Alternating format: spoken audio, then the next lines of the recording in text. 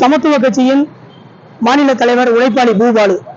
கோவை மாவட்டம் ஆட்சியர் அலுவலகத்தில் இந்து சமத்துவ கட்சியின் கோவை மாவட்ட தலைவி கவிதா ரகுநாதன் அவர்கள் தலைமையில் இன்று மனு கொடுக்க வந்துள்ளோம். இந்த மனுவின் நோக்கமானது, கோவை மாவட்டம் வெள்ளலூரில் தொடர்ந்து தமிழக அரசாலும் காவல்துறையினாலும் சட்ட ரீதியாக தடை செய்யப்பட்ட கஞ்சா மற்றும் புகையிலை, மதுபானம் தொடர்ந்து இளைஞர்கள் வித்துக் கொண்டு வருகிறார்கள்.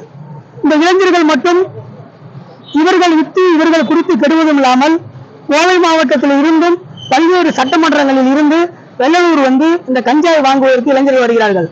அவர்கள் வரும்போது குடிபோதையில் இருக்கிறார்கள். அங்கு இருக்கக்கூடிய பொதுமக்கள் மற்றும் குழந்தைகள், பெண்கள் இந்த மாதிரி இருக்கக்கூடிய சூழ்நிலையில் அவர்கள் எல்லாம் அவரிடம் தகாத முறையில் சில பிரச்சனைகளை உருவாகும் நிலை இருக்கிறது. இது இதுவரைக்கும் இல்லை என்றாலும் இது மேலும் நடக்கக்கூடிய சூழ்நிலை இருப்பதனால்தான் கட்சியினுடைய மாவட்ட தலைவி இதை எதையாவது ஒன்று செய்ய வேண்டும் என்று போத்தனூர் காவல் நிலையத்தில் தகவலை எடுத்துச் செல்கிறார்.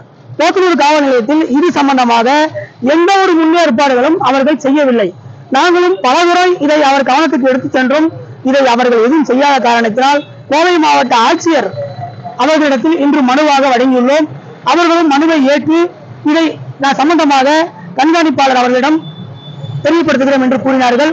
இதை உடனடியாக செய்யவில்லை என்றால் இந்து சமத்துவ கட்சியின் சார்பாக 400-500 நபர்களை இணைத்து போத்தனூர் காவல் நிலைய எல்லையில் நாங்கள் முறைப்படி, ஜனநாயக முறைப்படி சட்ட ரீதியாக காவல் நிலையத்தில் மனு வழங்கிட்டு ஆர்ப்பாட்டம் அறிவிப்போம் என்ற சூழ்நிலையை உருவாக்குகிறார்கள். இதை அவர்கள் உருவாக்குவதா, இல்லை இதை நிறுத்திக் கொள்வதா, இல்லை நயவர்களை கைது செய்வதா என்ற முடிவை அவர்களே எடுத்துக் கொள்ளட்டும்.